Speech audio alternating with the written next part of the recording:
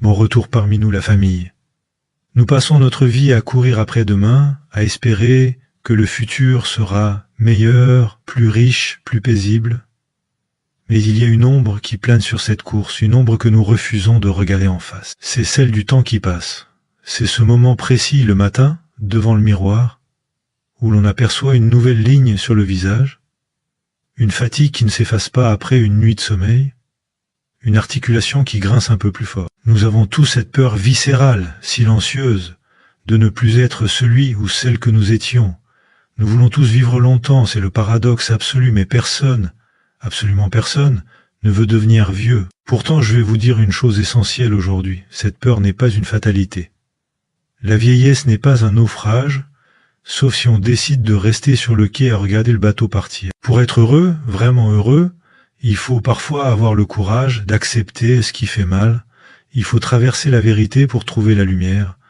Aujourd'hui, nous n'allons pas nous mentir. Nous n'allons pas nous raconter des histoires douces pour nous endormir. Nous allons plonger ensemble dans la réalité de notre condition humaine, à travers 6 vérités brutales, 6 piliers que vous devez non seulement comprendre, mais intégrer profondément dans votre chair pour débloquer cette sérénité que vous cherchez tant.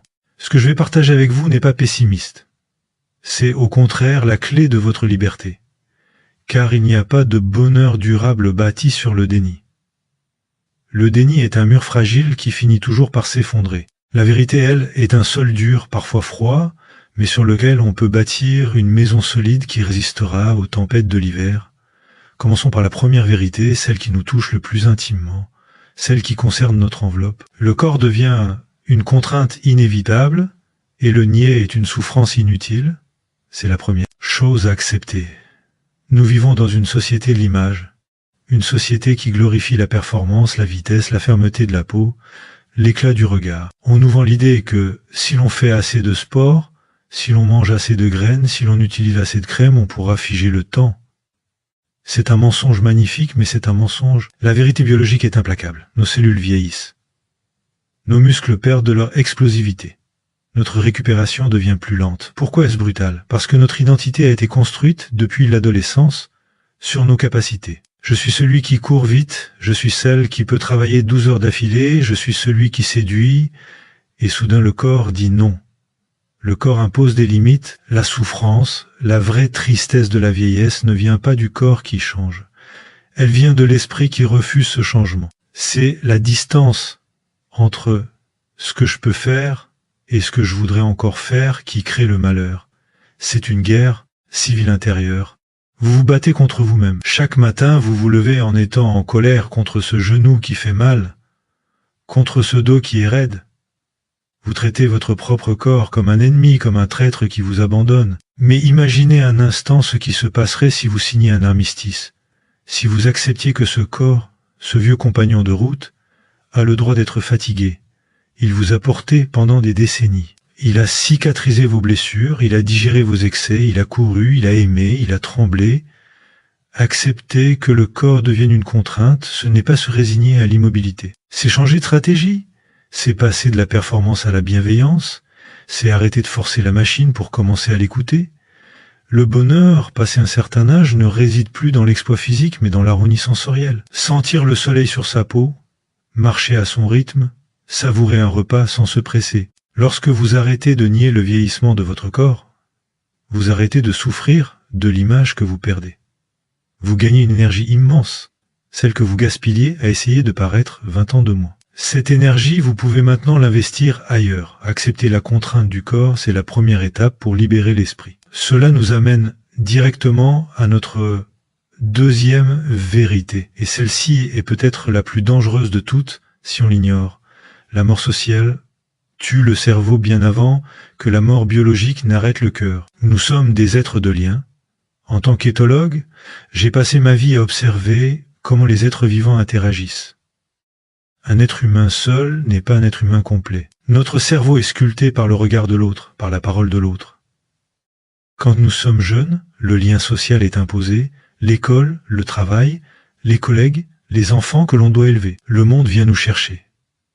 On est sollicité, parfois même trop, on rêve de calme, de solitude, mais attention à ce que vous souhaitez, car la vieillesse apporte souvent ce calme de manière brutale sous la forme du silence. La retraite arrive, Les enfants partent faire leur vie, les collègues disparaissent, et insidieusement le téléphone sonne moins souvent.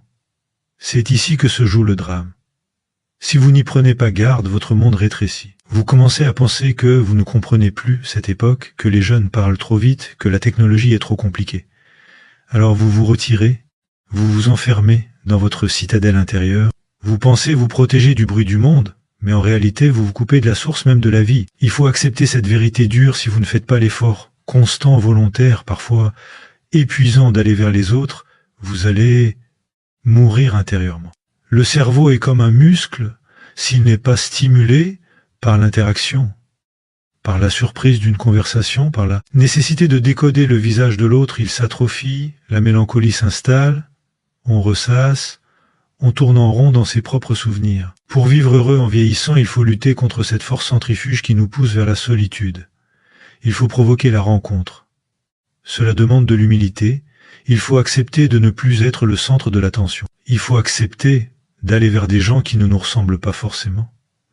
Il faut oser dire « j'ai besoin de vous ».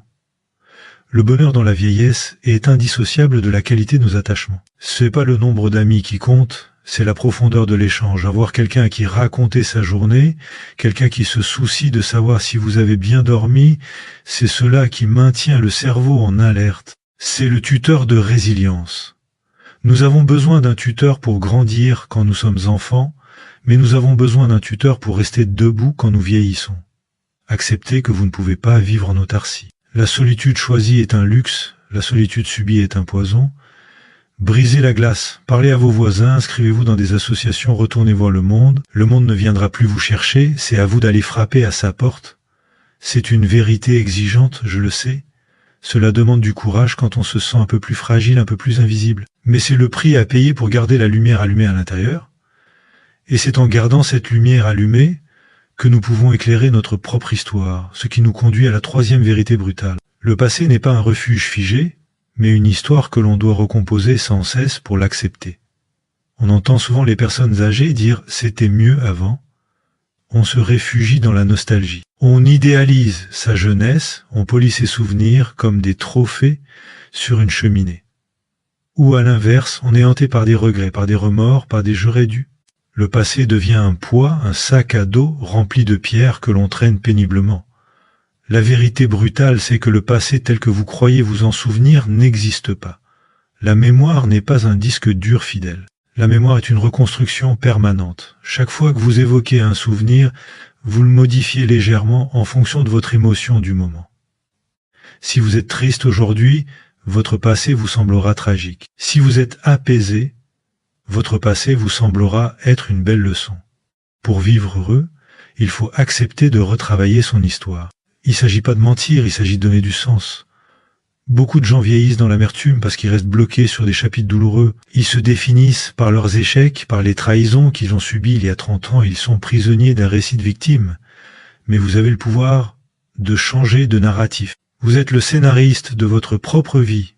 Jusqu'à la dernière minute. Regarder son passé avec bienveillance, c'est se dire « oui, j'ai souffert, oui, j'ai fait des erreurs, mais tout cela m'a conduit ici, tout cela a forgé la personne que je suis. » C'est ce que j'appelle le merveilleux malheur. Transformer la boue en or. Accepter que l'on ne peut pas changer les faits, mais que l'on peut changer la couleur qu'on leur donne. C'est un travail actif. Il faut trier. Il faut pardonner, non pas pour faire plaisir aux autres, mais pour se libérer soi-même. Pardonner à la vie de ne pas avoir été parfaite. Pardonner à soi-même de n'avoir pas été un héros tous les jours. C'est cela, recomposer son histoire. C'est faire la paix avec l'enfant que vous étiez, avec l'adulte que vous avez été, pour que le vieillard que vous devenez puisse respirer tranquillement. Ne laissez pas votre passé devenir une prison. Faites-en une bibliothèque où vous aimez vous promener, mais dont vous gardez la clé pour pouvoir en sortir et vivre au présent. Partie 2, Moth and Vibe. 1300 poursuivons notre exploration, mes amis. Nous avons parlé du corps, du lien social et de la mémoire. Mais il y a un danger plus insidieux qui guette au tournant de l'âge mûr, une petite musique douce et mortelle que la société nous joue en boucle, l'idée du repos bien mérité. Cela nous amène à la quatrième vérité brutale, l'arrêt de l'activité et des projets est une agression directe contre votre neuroplasticité. On nous a vendu la retraite comme une grande vacance. On travaille dur pendant 40 ans avec cette carotte au bout du bâton. Bientôt je ne ferai plus rien. Bientôt je pourrai enfin me reposer. Et quand ce moment arrive, pour beaucoup c'est le vide, le vertige. Pourquoi? Parce que le cerveau humain n'est pas programmé pour le rien. Le cerveau est un organe de résolution de problèmes, il est fait pour anticiper, pour planifier, pour apprendre. Dès l'instant où vous arrêtez d'apprendre, vous commencez à mourir. C'est biologique. La neuroplasticité, cette capacité incroyable qu'ont nos neurones de créer de nouvelles connexions, ne s'arrête pas à 60 ans ni à 80 ans. Elle ne s'arrête que si on arrête de l'utiliser. C'est brutal parce que cela va à l'encontre de notre envie de confort. Il est confortable de s'asseoir dans son fauteuil et de regarder la télévision. Il est confortable de rester dans la routine, de faire les mêmes mots croisés, de voir les mêmes gens, de manger les mêmes plats. C'est confortable, mais c'est létal pour l'esprit. L'ennui est un stress toxique pour le cerveau âgé. Quand il n'y a plus de défis, plus de projets, les fonctions cognitives déclinent à une vitesse effrayante. Vous pensez vous reposer, mais en réalité vous rouillez. Pour vivre heureux, il faut accepter cette vérité exigeante. La retraite ne doit pas être un retrait de la vie, mais une réinvention de l'activité. Il faut remplacer la contrainte professionnelle par une contrainte choisie, une contrainte passionnelle. Vous devez avoir un projet, peu importe lequel. Apprendre une nouvelle langue, jardiner, écrire vos mémoires, aider une association, construire une maquette, peu importe. Ce qui compte, c'est l'attention vers un but. Ce qui compte, c'est de se lever le matin en ayant quelque chose à faire, quelque chose qui vous demande un effort. L'effort est la vitamine du cerveau. C'est quand on se confronte à la difficulté d'apprendre quelque chose de nouveau que l'on se sent vivant. Regardez les artistes, les chefs d'orchestre, les écrivains, ils ne prennent jamais vraiment leur retraite. Ils continuent de créer jusqu'au bout. Pourquoi? Parce que la création les tient en vie. Vous n'avez pas besoin d'être Picasso pour être un créateur. Créer, c'est simplement faire exister quelque chose qui n'était pas là avant. Un gâteau, un tricot, une lettre, un sourire. Ne tombez pas dans le piège du « à quoi bon ». À quoi bon commencer le piano à 75 ans, mais pour le plaisir de jouer, pour la joie de sentir vos doigts devenir plus agiles, pour la fierté de réussir un morceau. L'absence de projet est la porte ouverte à la dépression. Gardez toujours un horizon devant vous. Tant qu'il y a un projet, il y a du futur. Et tant qu'il y a du futur, la vieillesse n'est pas une fin, c'est une continuation. Mais attention, avoir des projets ne signifie pas essayer de redevenir celui qu'on était à 30 ans. Et c'est là que réside la 5e vérité, celle qui touche au cœur de ma philosophie. La résilience ne signifie pas redevenir jeune, mais apprendre à vivre différemment avec la déchirure du temps. Le mot « résilience » est souvent mal compris. On imagine que c'est rebondir, revenir à l'état initial, comme un élastique. Mais quand on subit un traumatisme ou simplement l'usure du temps, on ne revient jamais à l'état initial. On ne redevient jamais comme avant. Celui qui cherche à retrouver sa jeunesse perd du cours après un fantôme. Il s'épuise dans une quête impossible, c'est le syndrome du jeunisme, cette volonté pathétique de s'habiller comme un adolescent, de parler comme un adolescent, de nier l'expérience accumulée pour singer l'innocence. La vraie résilience, c'est autre chose, c'est tricoter. C'est prendre les fils rompus de notre vie, les fils usés, les fils de couleurs différentes, et en faire un nouveau vêtement. Peut-être que ce vêtement sera moins lisse, moins brillant que celui de notre jeunesse. Il aura des nœuds, des accrocs, des cicatrices. Mais il sera unique, il aura une texture, une épaisseur que la jeunesse ne possède pas. Accepter la déchirure du temps, c'est accepter que nous sommes des êtres métamorphosés. Nous avons perdu certaines choses, c'est indéniable. Nous avons perdu la rapidité, l'insouciance, peut-être la beauté physique, selon les canons des magazines. C'est un deuil à faire. Il faut pleurer ce que l'on a perdu pour pouvoir accueillir ce que l'on a gagné. Et qu'avons-nous gagné? Une vision, une profondeur de champ, la capacité de relativiser. Quand on est jeune, chaque problème est une montagne. Quand on a vécu, on sait que les montagnes ne sont souvent que des collines. On sait que les chagrins passent, on sait que les joies reviennent. Cette sagesse-là, cette capacité à encaisser les chocs sans s'effondrer, c'est cela la résilience de l'âge. C'est apprendre à naviguer avec un bateau qui est peut-être un peu moins rapide, mais qui tient beaucoup mieux la mer dans la tempête. Ne cherchez pas à effacer vos rides, elles sont la carte géographique de vos émotions, de vos rires, de vos larmes, elles disent que vous avez vécu. Vivre heureux, c'est porter son âge non comme un fardeau, mais comme une armure patinée par les batailles, une armure noble, c'est dire au monde « Je ne suis plus neuf, mais je suis réel ». Enfin, nous arrivons à la 6e et dernière vérité, celle qui donne tout son sens aux 5 autres, celle qui répond à la question existentielle « À quoi je sers maintenant ?» Votre valeur ne réside plus dans la performance ou l'action, mais dans la transmission et le lien. Dans notre première partie de vie, nous sommes définis par le faire. Je fais des études, je fais carrière, je fais de l'argent, je fais des enfants. Nous sommes dans la conquête. Nous voulons prouver notre valeur par nos résultats. Et c'est normal, c'est l'énergie vitale de la construction. Mais arrive un moment où cette logique de performance s'épuise. On ne monte plus les échelons. On ne court plus aussi vite. Si vous continuez à mesurer votre valeur à l'aune de votre performance, vous allez vous sentir inutile, vous allez vous sentir comme un outil obsolète qu'on laisse au fond du garage. C'est là qu'il faut opérer le basculement le plus fondamental et il faut passer de la logique de la conquête à la logique du don. Votre rôle change. Vous n'êtes plus l'acteur principal qui occupe le devant de la scène et tire l'épée. Vous devenez le sage, le guide, le passeur. Votre valeur, c'est ce que vous pouvez transmettre et je ne parle pas seulement de transmettre un patrimoine financier. Je parle de transmettre une histoire, des valeurs, une écoute. Les jeunes générations sont perdues dans un monde complexe, anxiogène, immédiat. Elles ont désespérément besoin de repères. Elles ont besoin de voir que l'on peut traverser les épreuves et rester debout. Vous êtes la preuve vivante que la survie est possible. Votre utilité sociale, c'est d'être le gardien du temps long.